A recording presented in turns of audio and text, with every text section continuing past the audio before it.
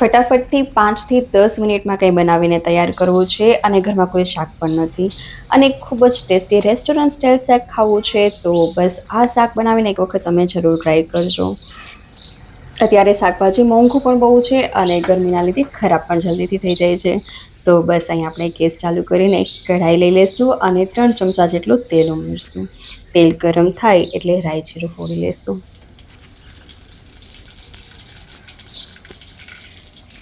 રાઈ જીરું કાચું ન રહેવું જોઈએ, બરાબરથી ફૂટી જાય પછી જ આપણે થોડીક હિંગ ઉમેરશું અને 3 મીડિયમ સાઇઝની ઝીણી સમારેલી ડુંગળી ઉમેરશું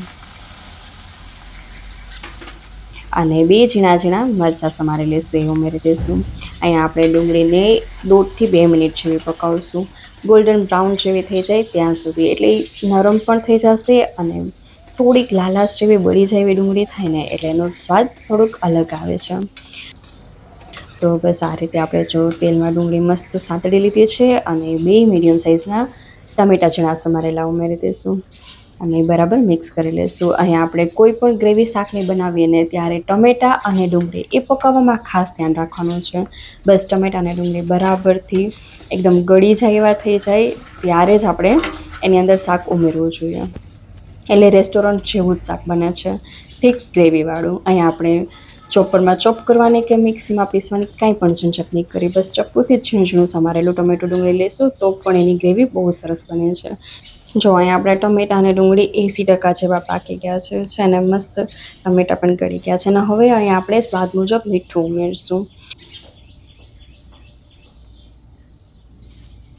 અને હજી થોડી વાર માટે આપણે ટમેટોની ડુંગળી પકાવી લઈશું. અને જો ચમચાને આપણે પાછળની સાઈડ થોડું વજન આપીને પછી મિક્સ કરીએ ને તો આપણા ટમેટાં એકદમ સરસ પાકી જાય છે, ગળી છૂંદો થઈ જાય છે ચમચાથી, એટલે ચમચાને ઊંધું રાખી અને પછી આપણે બરાબરથી મિક્સ કરવાનું છે.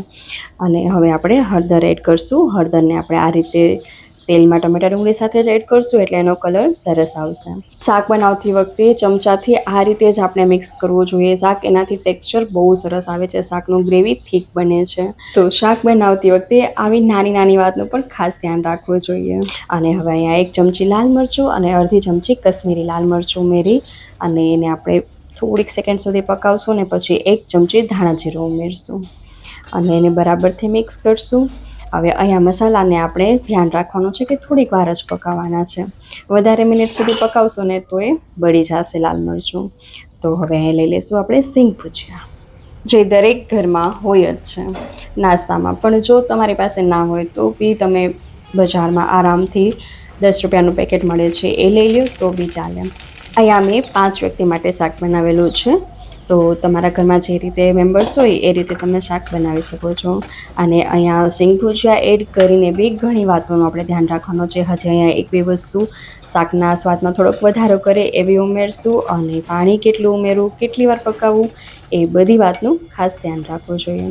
તો જો અહીં આપણે મસાલાને સિંગ ભુજિયા કંઈક 3 મિનિટ જેવું બેને પકાવી લીધું છે, જેના લીધે મસાલા અને ટમેટા ડુંગળી મસ્ત સિંગ ભુજિયામાં થઈ જાય સેટ. અને પછી આપણે 1 વાટકી જેટલું દહીં ઉમેરશું. અહીંયા દહીં તાજું જ આપણે લેવાનું છે, ખાટું દહીં નથી લેવાનું. હવે દહીંને આપણે મિક્સ કરશું.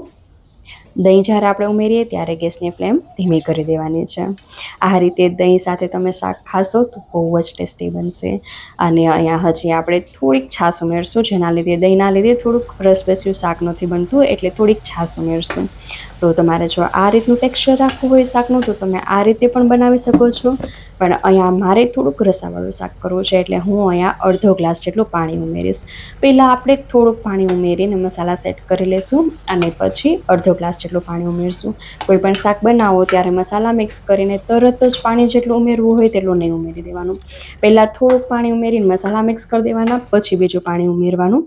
એનાથી શાકનો કલર અને ટેક્સચર સરસ આવે છે. પાણી ઉમેરીને 1 થી 2 મિનિટ જેવું પકાવી અને જો આપણે તૈયાર છે થોડુંક રસાવાળું શાક. અને હવે કોથમીરના પાન સ્પ્રિંકલ કરી દઈશું અને ગેસની ફ્લેમ કરી દઈશું બંધ. આ શાકને તમે ભાત સાથે, રોટલી સાથે, ગમે તેની સાથે ખાઈ શકો છો અને રેસ્ટોરન્ટથી પણ ટેસ્ટી બને છે. એકવાર બનાવશો ને તો અઠવાડિયામાં એકવાર તો જરૂર બનાવશો, અને શાકભાજીની કાંઈ પણ માથાકૂટ વગર ફટાફટથી બની જાય છે. તો જો તમને આ રેસીપી ગમી હોય તો તમે પણ જરૂરથી ટ્રાય કરજો, અને કેવું બન્યું તમારું શાક એ પણ મને કમેન્ટ સેક્શનમાં લખીને જરૂર કહેજો. આગળ મળશું નવા વિડીયોમાં નવી રેસીપી સાથે. ત્યાં સુધી આવજો, બાય બાય, ટેક કેર.